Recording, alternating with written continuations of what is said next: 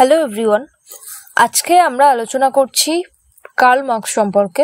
মূলত কার্ল মার্কসের দ্বন্দ্বমূলক বস্তুবাদ সম্পর্কে। কার্ল মার্কস ছিলেন ঊনবিংশ শতাব্দীর এক প্রখ্যাত দার্শনিক, অর্থনীতিবিদ, সমাজবিজ্ঞানী, ইতিহাসবিদ এবং বৈপ্লবিক সমাজতাত্ত্বিক। মার্কস শুধু একজন তাত্ত্বিকই ছিলেন না, বরং তিনি ছিলেন একজন সক্রিয় কর্মী, যিনি সমাজের মৌলিক পরিবর্তন আনার জন্য সংগ্রাম করে গেছেন। তার জীবন শুরু হয়েছিল 1818 সালের 5ই মে জার্মানির ট্রিয়ার শহরে। বাবা ছিলেন একজন আইনজীবী এবং তিনি ইহুদি বংশোদ্ভূত ছিলেন। মার্কসের যে প্রাথমিক শিক্ষাকাল ছিল সেটি শুরু হয়েছিল জার্মানির ট্রিয়ার স্কুল থেকে, এবং পরবর্তীকালে তিনি বোন বিশ্ববিদ্যালয়ে আইন নিয়ে পড়াশোনা করেন এবং তারপরে বার্লিন বিশ্ববিদ্যালয়ে স্থানান্তরিত করা হয়, যেখান থেকে তিনি দর্শন এবং ইতিহাস চর্চা সম্পর্কে মনোনিবেশ করেন। বার্লিন বিশ্ববিদ্যালয়ে থাকাকালীন দ্বন্দ্বমূলক বস্তুবাদ তৈরি করার পিছনের যে কারণ মার্কসের, সেটা ছিল হচ্ছে হেগেলের দর্শনের প্রতি আকৃষ্ট হওয়া। হেগেলের যে দ্বান্দ্বিক ভাববাদ বা ডায়ালেকটিক্যাল আইডিয়ালিজম ছিল, সেটা মার্কসের যে চিন্তা ভাবনা মার্কসের চিন্তা ভাবনায় গভীরভাবে প্রভাব ফেলে। হেগেলের দর্শন অনুসারে ইতিহাস হলো বিপরীত ধারণার মধ্যে দ্বন্দ্বের ফলস্বরূপ একটি প্রগতিশীল প্রক্রিয়া। মার্কস হেগেলের এই ধারণা গ্রহণ করলেও তিনি ভাববাদী দিকটা পরিবর্তন করে এবং বস্তুবাদী দিকটা আইডিয়ালিজমের পরিবর্তে মেটেরিয়ালিজমের কথা বেশি বলেন, যেখানে ভাববাদের পরিবর্তে বস্তুবাদের দৃষ্টিকোণ থেকে ইতিহাস ব্যাখ্যা করেন। এবং তিনি মনে করেন যে সমাজের মূল চালিকা শক্তিই হলো অর্থনৈতিক সম্পর্ক এবং উৎপাদন ব্যবস্থা। তো যখন এই যে বার্লিন বিশ্ববিদ্যালয়ে মার্কস হেগেলের প্রতি আকৃষ্ট হচ্ছেন, হেগেলের দর্শন সম্পর্কে জানছেন, তার ডায়ালেকটিক্যাল আইডিয়ালিজম সম্পর্কে জানছেন, সেখানে শুধু মার্কস একা নয়, আরো অনেকেই ছিলেন যারা তরুণ হেগেলিয়ান নামে পরিচিত ছিলেন। এই যে দার্শনিক গোষ্ঠী যারা হেগেলকে ফলো করত, অনুসরণ করত, তাদেরকে হেগেলিয়ান তরুণ হেগেলিয়ান বলা হতো। এবং এই সদস্যরা হেগেলের যে দর্শন ছিল তার উপর তার বিভিন্ন দিকগুলি তুলে ধরতো বা সেই দিকগুলোর উপর জোর দিত, প্রচলিত ধর্ম এবং রাজনীতির সমালোচনা করত এবং প্রত্যেকটা বিতর্কে অংশগ্রহণ করত। মোটামুটি সবাই যারা হেগেলের ফলোয়ার্স ছিল তারা সক্রিয় সদস্য ছিল এবং আলোচনা ও বিতর্কে অংশগ্রহণ করত। তো তারপরে 1841 সালে মার্কস জেনা বিশ্ববিদ্যালয় থেকে দর্শনে ফিলোসফিতে ডক্টরেট ডিগ্রি লাভ করেন এবং তার পরবর্তীকালে মার্কস প্যারিসে চলে যান। প্যারিসে যাওয়ার আগে তিনি একটি পত্রিকা সম্পাদন করেন। সেই পত্রিকাটি প্রাশিয়ান সরকারের বিরুদ্ধে কঠোরভাবে যেহেতু সমালোচনা করেন, তাই তাকে সেখান থেকে প্যারিসে চলে যেতে হয়, ফ্রান্সে চলে যেতে হয়। এবং প্যারিসে গিয়ে তিনি তার দেখা হয়, সাক্ষাৎ হয় ফ্রেডরিক এঙ্গেলসের সঙ্গে। এঙ্গেলস ছিলেন একজন জার্মান সমাজবিজ্ঞানী, দার্শনিক, যিনি মার্কসের দীর্ঘদিনের বন্ধু এবং সহযোগী ছিলেন। এঙ্গেলসের সঙ্গে সাক্ষাৎ হয়ে মার্কসের যে জীবন ছিল, কার্ল মার্কসের যে জীবন ছিল, তার একটা গুরুত্বপূর্ণ মোড় নেয়। এবং প্যারিসে থাকাকালীন Marx economic and philosophical manuscript রচনা করেন এবং যে এলিয়েনেশনের ধারণা বিচ্ছিন্নতার ধারণা এইগুলো আনেন। এবং 1845 সালে মার্কসকে ফ্রান্স থেকেও বহিষ্কার করা হয়, প্যারিস থেকে তাকে চলে যেতে হয়। এবং এরপরে তিনি ব্রাসেলসে যান। সেখানে তিনি এঙ্গেলসের সঙ্গে যৌথভাবে দ্য হোলি ফ্যামিলি, তারপরে দ্য জার্মান আইডিওলজি, এইসব গ্রন্থগুলি রচনা করেন। তো এই তো গেল মার্কসের মোটামুটি একটা ইন্ট্রোডাকশন। তো তারপরেও তিনি 1848 সালে মার্কস আর এঙ্গেলস মিলে দ্য কমিউনিস্ট ম্যানিফেস্টো রচনা করার পর ইউরোপে একটা বিপ্লবের ঢেউ ওঠে এবং ইউরোপ ছাড়তেও তাকে বাধ্য করে। এবং কার্ল মার্কস শেষ পর্যন্ত ইউরোপ ছেড়ে লন্ডনে গিয়ে আশ্রয় নেন। লন্ডনে যখন আশ্রয় নেয় তখন চরম দারিদ্রতার মধ্যে তার জীবন অতিবাহিত হয়।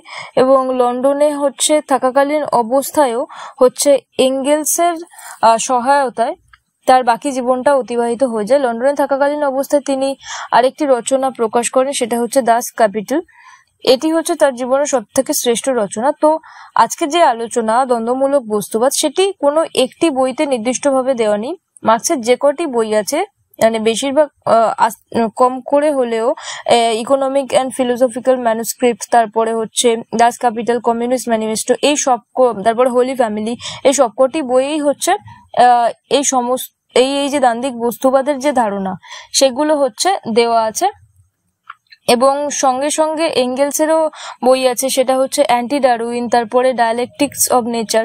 এই সমস্ত বইয়ের সমাহারে হচ্ছে এই একটা তত্ত্ব উঠে এসেছে। কার্ল মার্কসের যে দ্বন্দ্বমূলক বস্তুবাদ আছে তা কেবল একটি দার্শনিক তত্ত্ব নয়, বরং এটি ঊনবিংশ শতাব্দীর ইউরোপের একটি জটিল ঐতিহাসিক প্রেক্ষাপট, প্রভাবশালী দার্শনিক চিন্তাধারা এবং দ্রুত বিকাশমান যে বিজ্ঞান এবং প্রযুক্তি এবং গভীর যে সামাজিক অর্থনৈতিক সমস্যার ফলস্বরূপ হিসেবে গড়ে উঠেছিল। মার্কসের এই যে যুগান্তকারী তত্ত্ব বস্তুবাদ এবং দ্বান্দ্বিক পদ্ধতির সমন্বয়ে যেটি গঠিত, যা সমাজের ইতিহাস এবং প্রকৃতির গতিশীলতাকে ব্যাখ্যা করতে একটি নতুন দিগন্ত উন্মোচন করে। তো কার্ল মার্কসের যে দ্বন্দ্বমূলক বস্তুবাদ ছিল, সেটা গড়ে তোলার প্রথম কারণ ছিল হচ্ছে ঐতিহাসিক প্রেক্ষাপট, মানে যেটার মাধ্যমে কার্ল মার্কস গভীরভাবে প্রভাব ফেলে, মানে কার্ল মার্কসের উপর গভীর প্রভাব পড়েছিল এবং কিভাবে ইউরোপের জটিল সমস্যাগুলিকে তিনি সূক্ষ্মভাবে দ্বান্দ্বিক বস্তুবাদের মাধ্যমে তুলে ধরেছেন, সেটাই আমরা দেখব। যখন ঊনবিংশ শতাব্দী ছিল, মানে ইউরোপের তখন একটা হচ্ছে বৈপ্লবিক সময়, তখন শিল্প বিপ্লব হচ্ছে এবং উৎপাদন ব্যবস্থায় আমূল পরিবর্তন আসছে। একদিকে অর্থনৈতিক সমৃদ্ধি আসছে, তেমন অন্যদিকে শ্রমিকদের মধ্যে একটা ভয়াবহ জীবনযাত্রার মধ্যে একটা দারিদ্রতা, শোষণ এবং বৈষম্য বৃদ্ধি পাচ্ছে। মানে তখন একটা এমন একটা স্টেজ ছিল যখন হচ্ছে সামন্ততন্ত্র ব্যবস্থার পরিবর্তন হয়ে একটা নতুন ব্যবস্থা আসছে, সেটা হচ্ছে মানে নতুন ক্লাসের উদ্ভব হচ্ছে, সেটা হচ্ছে বুর্জোয়া শ্রেণী, মানে পুঁজিপতি শ্রেণী, এবং নতুন ধরনের শ্রমিক শ্রেণীর উদ্ভব হচ্ছে।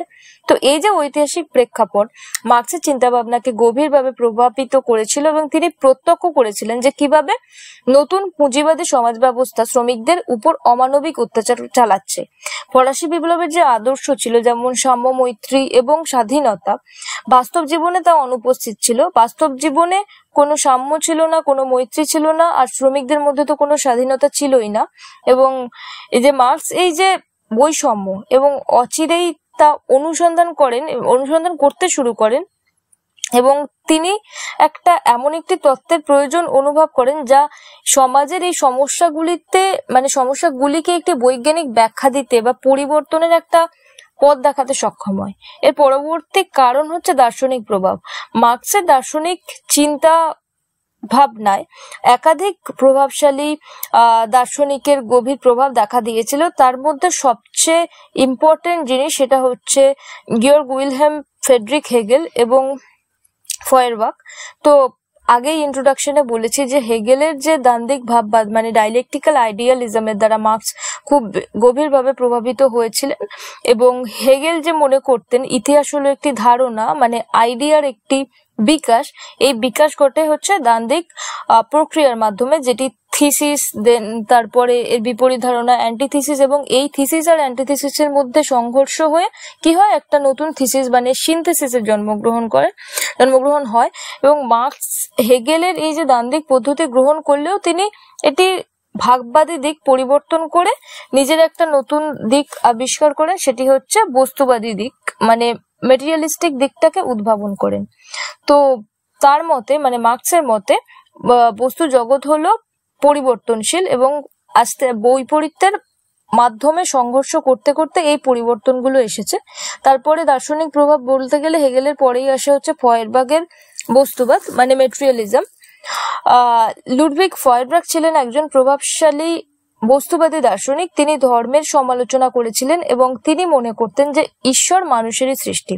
ফয়েরবাখের যে বস্তুবাদের ধারণা আছে সেটি মার্কসকে ধর্মীয় কুসংস্কার এবং ভাববাদের বিরুদ্ধে একটি শক্তিশালী হাতিয়ার হিসেবে সরবরাহ করেছিলেন। এবং মার্কস ফয়েরবাখের এই যে বস্তুবাদকে গ্রহণ করলেও তিনি মনে করতেন যে ফয়েরবাখের যে বস্তুবাদ যথেষ্ট নয়। ফয়েরবাখ কেবল ইন্দ্রিয়গ্রাহ্য বস্তুর উপরই বেশি জোর দিয়েছিল, কিন্তু যে সামাজিক এবং ঐতিহাসিক প্রেক্ষাপটকে উপেক্ষা করে গিয়েছিলেন সেটাই মার্কস হচ্ছে তুলে ধরেছিলেন।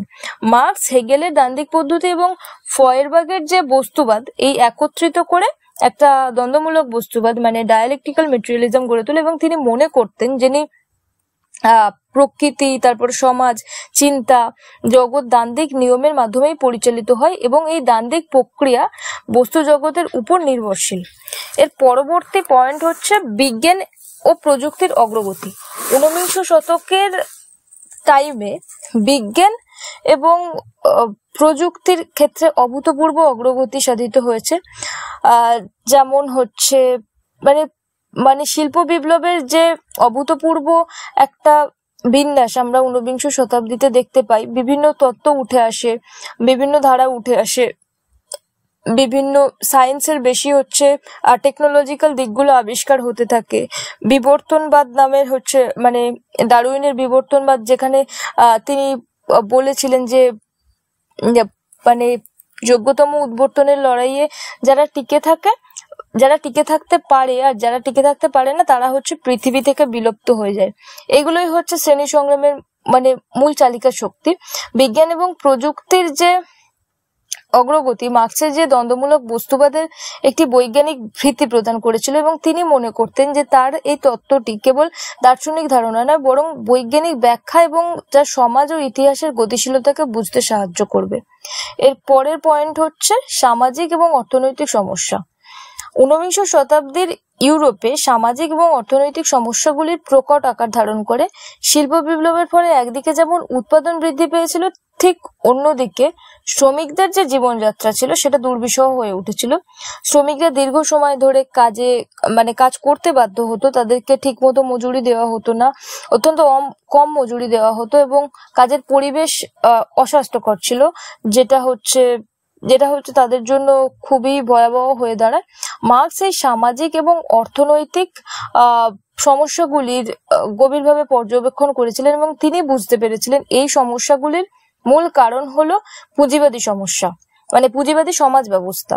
পুঁজিবাদী সমাজ ব্যবস্থার মাধ্যমেই এই সমস্যাগুলি গভীরভাবে হচ্ছে মানে পরিস্ফুটিত হচ্ছে, এবং পুঁজিবাদ মুনাফা অর্জনের উপর ভিত্তি করে গড়ে উঠেছে, এবং এই যে মুনাফা অর্জনের জন্য শ্রমিকদেরকে শোষণ করা হয়। এবং মার্কস মনে করতেন এই যে শোষণের অবসান ঘটাতে হলে পুঁজিবাদী সমাজ ব্যবস্থাকে পরিবর্তন করতে হবে, এবং এই সমাজ ব্যবস্থা এমন একটি নতুন সমাজ ব্যবস্থা প্রতিষ্ঠিত করতে হবে যেখানে উৎপাদনের উপকরণের উপর সমাজের নিয়ন্ত্রণ থাকবে এবং সকলে সমান সুযোগ পাবে। এই সামাজিক এবং অর্থনৈতিক সমস্যাগুলিকে মার্কস দ্বন্দ্বমূলক বস্তুবাদ গড়ে তুলতে বিশেষভাবে অনুপ্রাণিত করেছিল, এবং তিনি মনে করেন তিনি এই তত্ত্বের প্রয়োজনীয়তা অনুভব করেছিলেন, যা কেবল সমাজের সমস্যাগুলিকেই ব্যাখ্যা করবে না বরং পরিবর্তনেরও একটি পথ দেখাবে। দ্বন্দ্বমূলক বস্তুবাদ হচ্ছে মার্কসের সেই হাতিয়ার যেটির মাধ্যমে তিনি পুঁজিবাদী সমাজের যে অন্তর্নিহিত দ্বন্দ্বগুলো আছে সেগুলো বিশ্লেষণ করবে এবং বৈপ্লবিক পরিবর্তন আনার জন্য একটি পথের দিকে অগ্রসর হবেন। এবার বলা যাক যে দ্বন্দ্বমূলক বস্তুবাদ কি বা দ্বান্দ্বিক বস্তুবাদ কি। দ্বন্দ্বমূলক বস্তুবাদের মধ্যে দুটো কথা আছে, একটা হচ্ছে বস্তুবাদ আর একটা হচ্ছে কোন পদ্ধতির মাধ্যমে এই বস্তুবাদটা হয়, মানে দ্বান্দ্বিক পদ্ধতির মাধ্যমে। তো প্রথমে বলি যে বস্তুবাদটা কি। বস্তুবাদ অনুসারে জগৎ এবং তার ঘটনাগুলি বস্তুগত। চিন্তা, চেতনা, ধারণা এইগুলো সবই হচ্ছে বস্তুর প্রতিফলন, অর্থাৎ বস্তু হলো প্রাথমিক এবং চিন্তা হলো চেতনা হলো এর ফল। বস্তুবাদ আধ্যাত্মিক এবং অতিপ্রাকৃত কোনো শক্তির অস্তিত্বকে অস্বীকার করে। এবার দ্বান্দ্বিক পদ্ধতিটা কি। দ্বান্দ্বিক পদ্ধতি অনুসারে জগৎ স্থির নয় বরং গতিশীল এবং পরিবর্তনশীল। এই পরিবর্তন ঘটে কিসের মাধ্যমে? বিপরীত শক্তির দ্বন্দ্বের মাধ্যমে। প্রত্যেকটি জিনিস তার যে নিজস্ব বিপরীতের সঙ্গে সম্পর্কিত, এবং এই যে বৈপরীত্যের মাধ্যমে সংঘর্ষ করে একটা নতুন জিনিসের জন্ম হয়। তো এটাই হচ্ছে এর মূল কথা। কিন্তু এটা দ্বান্দ্বিক কেন? এই দ্বান্দ্বিক বস্তুবাদকে দ্বান্দ্বিক বলা হয় কারণ এটি জগৎ এবং ঘটনাগুলিকে দ্বান্দ্বিক পদ্ধতির মাধ্যমে ব্যাখ্যা করে, তাই জন্য এটিকে দ্বান্দ্বিক বস্তুবাদ বলা হয়। আর বস্তুবাদ কেন সেটা তো আমি বললামই। বস্তুবাদ কারণ সমস্ত জগৎ হচ্ছে বস্তুর উপর নির্ভরশীল। চিন্তা, চেতনা এই সবই হচ্ছে বস্তুর যে প্রতিফলন, মানে বাস্তব প্রতিফলন সেইগুলোই হচ্ছে আমরা দেখতে পাই। তো যদি দ্বান্দ্বিক বস্তুবাদকে ব্যাখ্যা করতে হয়, তাহলে যদি গতিশীলতার মাধ্যমে বলতে চাই, তাহলে দ্বান্দ্বিক পদ্ধতি জগৎকে স্থির না দেখে গতিশীল এবং পরিবর্তন হিসেবে দেখে। এটি মনে করে, মানে দ্বান্দ্বিক বস্তুবাদ মনে করে যে সবকিছুই ক্রমাগত পরিবর্তন হচ্ছে। দ্বান্দ্বিক পদ্ধতিতে যদি সম্পর্ককে দেখি, তাহলে হচ্ছে কোনো কিছুই বিচ্ছিন্ন নয়, সবকিছুই একে অপরের সাথে সম্পর্কিত, মানে একটা আরেকটার সঙ্গে হচ্ছে ইন্টারলিঙ্ক, একটা হচ্ছে তাই সেটাকে হচ্ছে সেটা ট্রানজিশন হয়ে আর একটা জিনিস আসছে, একটার সঙ্গে অন্যটা হচ্ছে কানেক্টেড। এটাই হচ্ছে দ্বান্দ্বিক বস্তুবাদের মূল কথা। দ্বান্দ্বিক পদ্ধতি মনে করে যে পরিবর্তন ঘটে বিপরীত শক্তির দ্বন্দ্বের মাধ্যমে, এই দ্বন্দ্বই হলো হচ্ছে নতুন জিনিসের জন্ম দেয় এবং পুরনো জিনিসকে অতিক্রম করে। তখন পুরনোটাকেও আর নতুন বলে ভাবা হয় না। তারপর আবার যে এই যে নতুন জিনিসের পরিবর্তে আর একটা অল্টারনেটিভ চলে আসবে, মানে আর একটা যখন বিকল্প চলে আসবে, তখন এই যে নতুনটা থাকবে সেটা পুরনো হয়ে যাবে, আবার নতুন যেটা এসে গেছে সেটাকে হচ্ছে নতুন বলে প্রাধান্য দেওয়া হবে, ততদিন অবধি যতদিন না আবার কিছু নতুন আবিষ্কার না হয়। তো সংক্ষেপে দ্বান্দ্বিক বস্তুবাদ হলো এই যে দার্শনিক পদ্ধতির মূল চালিকা শক্তি, এবং যা জগৎকে মনে করে যে বস্তুগত এবং পরিবর্তনশীল হিসেবে দেখে। এই যে পরিবর্তনের মূল চালিকা শক্তি কিসের মাধ্যমে নির্ধারিত হয়? বিপরীতের মাধ্যমে, দ্বন্দ্বের মাধ্যমে। এই দ্বান্দ্বিক পদ্ধতির মধ্যেই এই যে দর্শনকে কার্ল মার্কস ব্যাখ্যা করেছেন। দ্বন্দ্বমূলক বস্তুবাদের যে মূল তিনটি উপাদান আছে, তার মধ্যে প্রথম উপাদানটি হচ্ছে বিপরীতের মধ্যে ঐক্য এবং সংগ্রাম। দ্বন্দ্বমূলক বস্তুবাদের এটি একটি গুরুত্বপূর্ণ ধারণা। বৈপরীত্যের ঐক্য এবং সংগ্রাম এর অর্থ হলো প্রত্যেকটি বস্তু বা ধারণায় দুটি বিপরীত দিক আছে, যা একে অপরের সাথে সম্পর্কিত এবং একই সাথে তাদের মধ্যে একটি দ্বন্দ্ব এবং সংগ্রামও বিদ্যমান। এই দ্বন্দ্বই হলো পরিবর্তনের মূল চালিকা শক্তি, মানে এই দ্বন্দ্বের মাধ্যমেই পরিবর্তন হয়। আগের ভিডিওতে যে হচ্ছে 5টা ক্লাসের কথা বলেছিলাম, তো হচ্ছে বৈপরীত্যের মধ্যে সংগ্রাম, ঐক্যও ছিল বা সংগ্রামও ছিল। এই দুটি কারণের জন্যই হচ্ছে দ্বন্দ্ব ঘটেছিল এবং সমাজে নতুন দিক হচ্ছে ফুটে উঠেছিল। যদি এক্সাম্পল দিই, রাজনীতির ক্ষেত্রে শাসক দল আর বিরোধী দল, মানে একটি শাসক দল আছে এবং অপরটি বিরোধী দল, এই দুটি বিপরীত শক্তির হচ্ছে গণতন্ত্রের ভিত্তি। শাসক দল কি চায়? যে তাদের নীতি বাস্তবায়ন করতে বা করাতে, এবং বিরোধী দল চায় সরকারের কি ভুল আছে, মানে বিরোধী দল চায় শাসক দলের কি ভুল আছে সেগুলো হচ্ছে ধরিয়ে দিতে, যেটা আমরা বর্তমানে দেখতে পাই। এবং এই যে বিপরীত মতাদর্শের মধ্যে সংঘর্ষ ঘটে এবং এই সংঘর্ষের মাধ্যমেই হচ্ছে জনগণের একটা মতামত প্রতিফলিত হয়। এর ফলে রাজনৈতিক পরিবর্তন আসে। সমাজের ক্ষেত্রে কি দেখতে পাই? সমাজে ধনী এবং গরিব, মানে শোষক এবং শোষিত, এই দুটি বিপরীত শ্রেণী বিদ্যমান। তাদের মধ্যে একটি ঐক্য হলো যে ধনীরা গরিবদের শ্রমের উপর নির্ভরশীল এবং গরিবরা তাদের জীবিকার জন্য ধনীদের উপর নির্ভরশীল, কিন্তু একই সাথে তাদের মধ্যে একটি সংগ্রামও বিদ্যমান। গরিবরা চায় তাদের অধিকার প্রতিষ্ঠা করতে এবং ধনীরা চায় তাদের আধিপত্য বজায় রাখতে। এই যে দুটি শ্রেণীর সংগ্রামের ফলে সমাজে পরিবর্তন আসে।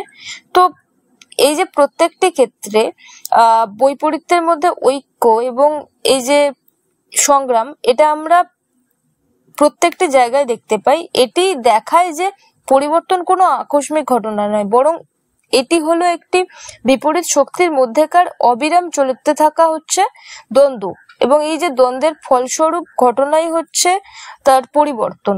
এই যে ধারণাটি আমাদের বুঝতে সাহায্য করে যে কোনো কিছু স্থির নয়, সবকিছুই হচ্ছে গতিশীল এবং পরিবর্তন প্রক্রিয়ার মাধ্যমে এই যে পরিবর্তন সাধিত হয়। দ্বন্দ্বমূলক বস্তুবাদের দ্বিতীয় যে ব্যাখ্যাটি, সেটি হচ্ছে পরিমাণগত পরিবর্তনের থেকে গুণগত পরিবর্তনে উন্নীত হওয়া। তার মানে কি? তার মানে হচ্ছে কোনো একটি জিনিস সেটা আস্তে আস্তে চেঞ্জ হতে হতে একটা বড় জিনিসে হচ্ছে পরিণত হওয়া, বা বড় বা সেটা মডিফাইড জিনিসে পরিণত হওয়া। যদি উদাহরণস্বরূপ বলা যায়, তাহলে মোবাইল ফোনের বিবর্তনের কথা বলতে পারি। মানে যখন হচ্ছে মোবাইল ফোন ছিল না, মানে ছিল যখন হচ্ছে নতুন নতুন আবিষ্কার হয়েছিল, প্রথমে টেলিফোন ছিল, দেন আস্তে আস্তে কিপ্যাড আসলো, কিপ্যাড থেকে এখন হচ্ছে অ্যান্ড্রয়েড আসলো, অ্যান্ড্রয়েড থেকে এখন অনেক কিছু এবং সঙ্গে সঙ্গে ইন্টারনেটের যে মানে মোবাইলের যে শুধুমাত্র আকারে পরিবর্তন হয়েছে সেটা নয়, সঙ্গে সঙ্গে যে ইন্টারনেটের ব্যবস্থা এবং প্রত্যেকটি আলাদা আলাদা কোম্পানির আলাদা আলাদা ফোনের যে আলাদা আলাদা ফিচার্স আছে সেগুলো হচ্ছে পরিবর্তন মানে পরিমাণগত পরিবর্তন থেকে গুণগত পরিবর্তনের দিকে নিয়ে যায়।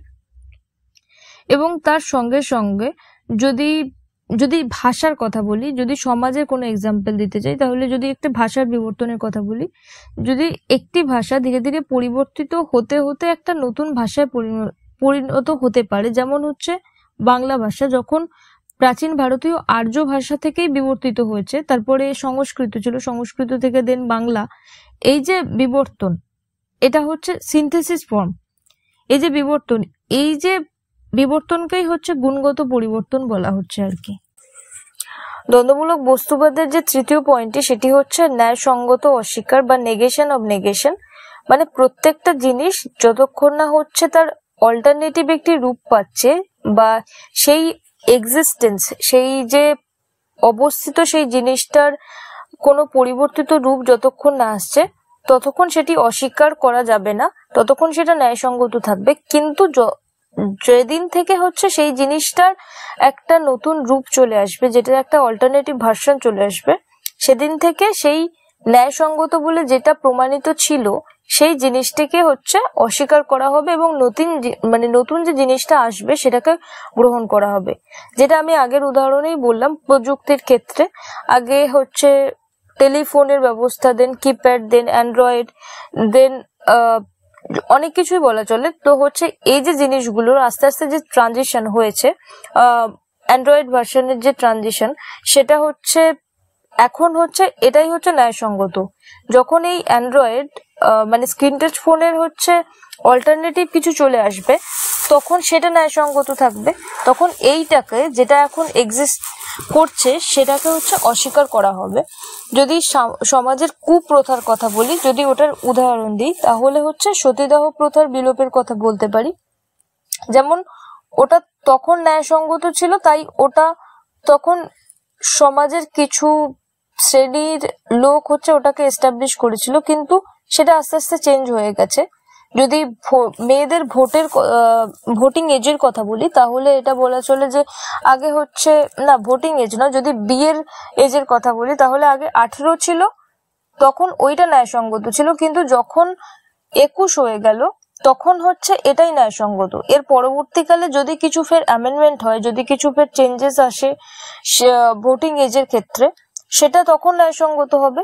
মানে প্রত্যেকটা জিনিস যেটা দ্বান্দ্বিক বস্তুবাদের মধ্যে থেকে হচ্ছে বেরিয়ে আসছে এবং প্রত্যেকটা জিনিস হচ্ছে একটা জিনিসকে অস্বীকার করে আর একটা নতুনকে প্রতিষ্ঠিত করতে বাধ্য করছে, সেটা পরিবর্তন মানে পরিমাণগত পরিবর্তন থেকে গুণগত পরিবর্তন হোক বা হচ্ছে বৈপরীত্যের মধ্যে সংগ্রাম করে হোক, সেটা যে কোনো ভাবেই হতে পারে। সেটা কোনো ন্যায়কে যেটা সমাজে প্রতিষ্ঠিত আছে সেটার একটা অল্টারনেটিভ উপায় হিসেবে হোক, প্রত্যেকটা ভাবেই হচ্ছে সমাজে পরিবর্তন আসতে পারে বলে কার্ল মার্কস মনে করে। তো এই হচ্ছে কার্ল মার্কসের দ্বান্দ্বিক বস্তুবাদের যে ধারণা এবং সেটা কিভাবে হচ্ছে অবিরাম সংগ্রাম করে চলেছে, যেটা চোখে দেখা যায় না, কিন্তু মানে এই যে পরিবর্তনগুলো, এই যে সূক্ষ্ম যে বিপ্লবগুলো, সেগুলো যে হচ্ছে, সেগুলোর আস্তে আস্তে যে ফেজগুলো বদলাচ্ছে, সেগুলো আস্তে আস্তে ট্রানজিশন, সেটাই তার গুরুত্ব হচ্ছে অপরিসীম। এবং কার্ল মার্কসের এই যে দ্বান্দ্বিক বস্তুবাদ যেটা বিশ্লেষণ করা হলো, এটি একটি জটিল এবং বহুস্তর বিশিষ্ট তত্ত্ব। এই তত্ত্বের মূল কথা হচ্ছে যে জগৎ এবং সমাজ স্থিতিশীল নয়, বরং গতিশীল এবং পরিবর্তনশীল। এই পরিবর্তন ঘটে বিপরীত শক্তির দ্বন্দ্বের মাধ্যমে। মার্কস মনে করতেন অর্থনৈতিক কাঠামোই সমাজের ভিত্তি, এই কাঠামোই মানুষের চিন্তা ভাবনা এবং সংস্কৃতিকে প্রভাবিত করে।